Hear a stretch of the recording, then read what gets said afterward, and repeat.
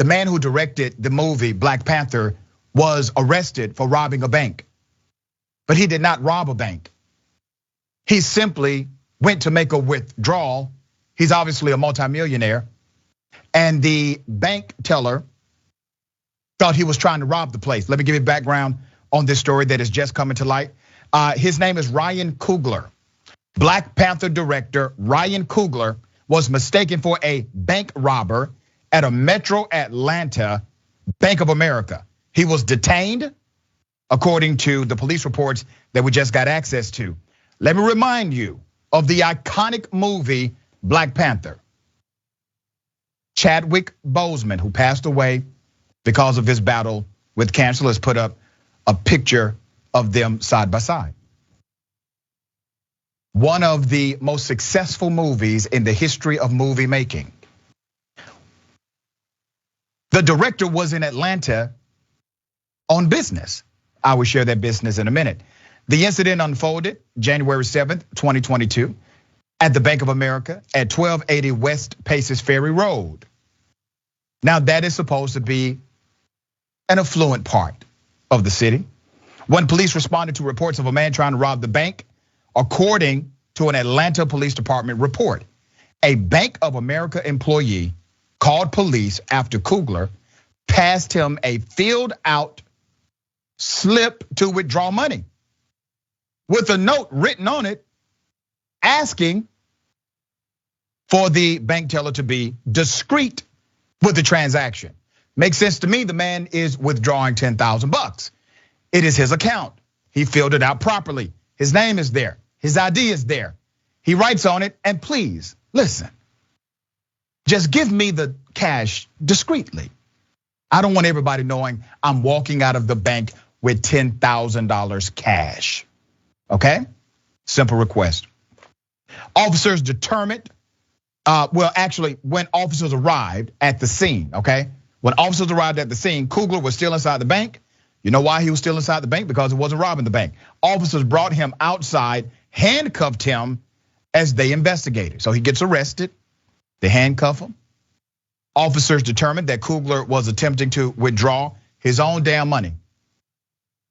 A cash amount valued over $10,000. The bank teller received a notification from Coogler's account and told her manager that he was trying to rob the bank. Now,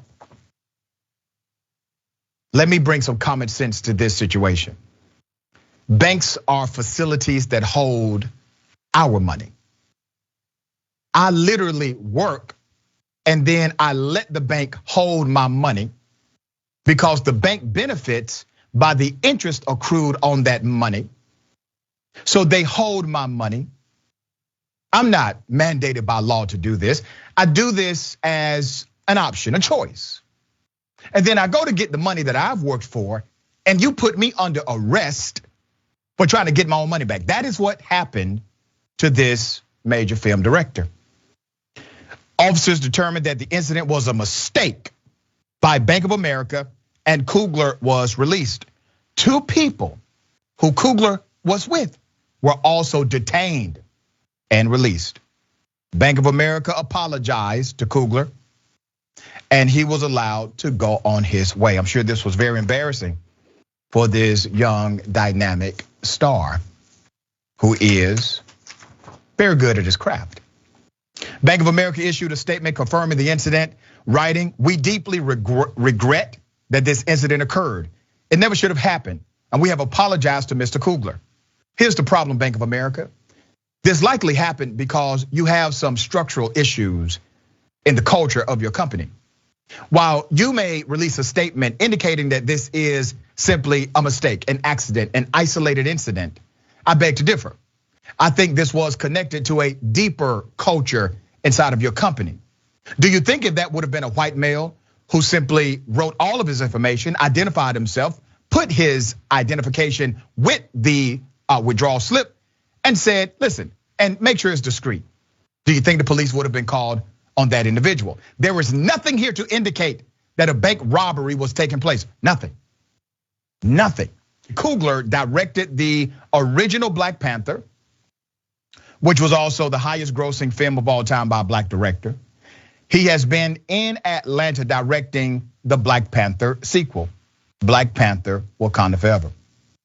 And because of the sheer amount of people who flocked to see Black Panther, the film took in an eye-opening 1.3+ billion at the worldwide box office. Okay, so you got to talk about the elephant that's in the room. Put his picture up again.